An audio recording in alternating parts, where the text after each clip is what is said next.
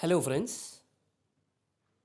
Before going into my video, please subscribe, like and press the bell button so that you all will get notifications about my new video. Today, my topic is about corrected calcium. Before going to my topic proper, let's see the distribution of calcium in our body. 85% of the calcium is in our skeletal system. 14 to 15% is in the cells and only 1% is in the extracellular fluid. In the extracellular fluid, 50% of the calcium is ionized.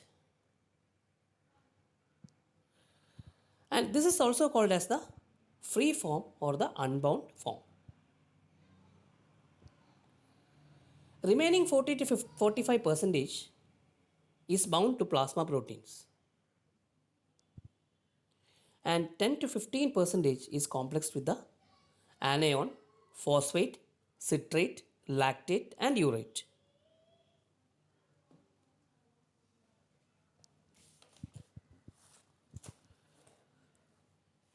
Remember, it is this ionized calcium that is only available for the ultrafiltration. And in the glomerular filtrate, you have 100% of the 100% filtrate in the in the tubules. 99% of this is filtered, and only 1% is excreted through the urine. In the tubules, 65% absorption takes place in the PCT, 30% in the loop of Henle, 4 to 9% in the collecting duct. So now we will go through the corrected calcium. So here we have the equation corrected calcium equal to measured calcium plus 0.8 into 4 minus serum albumin, which is in gram per deciliter. We correct this calcium due to the plasma albumin.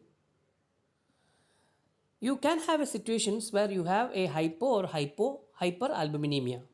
It can go to 2, can go to 3, in between that anything can happen in the albumin value. So whenever you have an albumin value changes, it will affect the total calcium. How do you remember that? Just remember that for every gram per deciliter decrease in the albumin, you have a decrease of 0.8 milligram per deciliter calcium. That is the statement that you should remember always. So this has to be added to the total calcium as free ions will be raised because measuring total calcium will be affected in patients with hypoalbuminemia.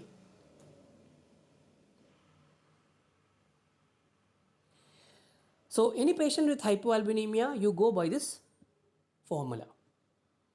So we will see this with the help of an example.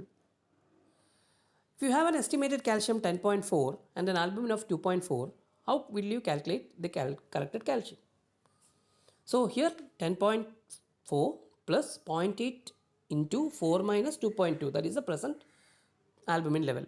So you will get a value of 11.4884. So this is how you go for a corrected calcium. Just see, the patient is usually having a value of 10.4, which is a normal one. But when you get corrected that value, you will get a hypercalcemia. So that will be the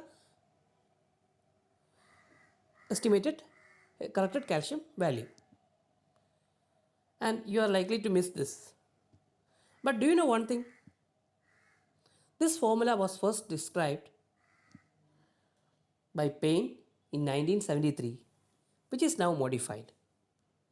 It's actually a mathematical construct. You can see we actually measure the total calcium by calorimetry, and it measures all the calcium.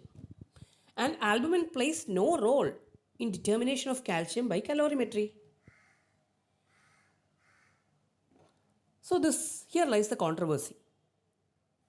And also Payne's formula breaks down in the presence of raised albumin and may be widely misleading when something other than the albumin is doing all the calcium binding. For example, in the citrate toxicity.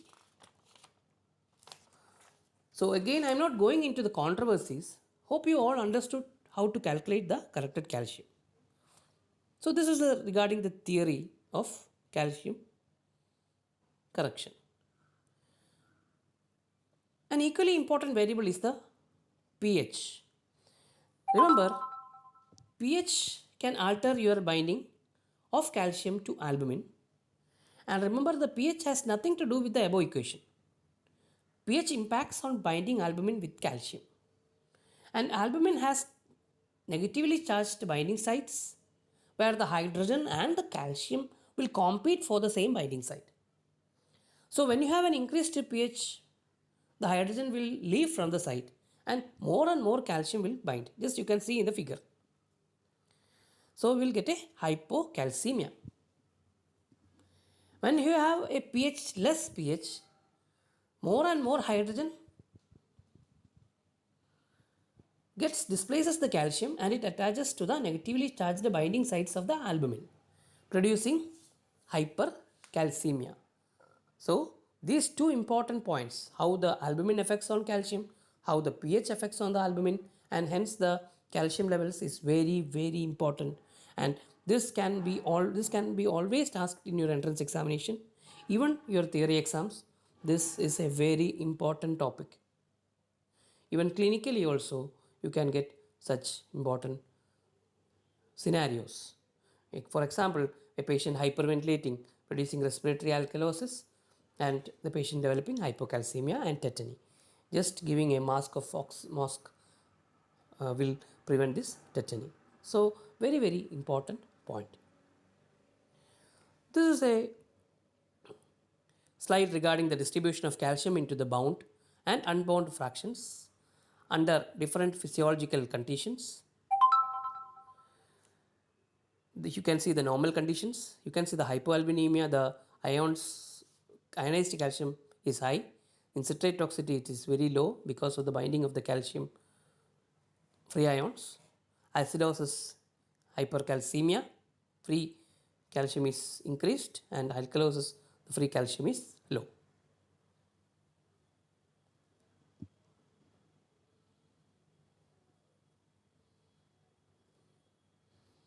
Hope everything is clear. Thank you for your patient listening.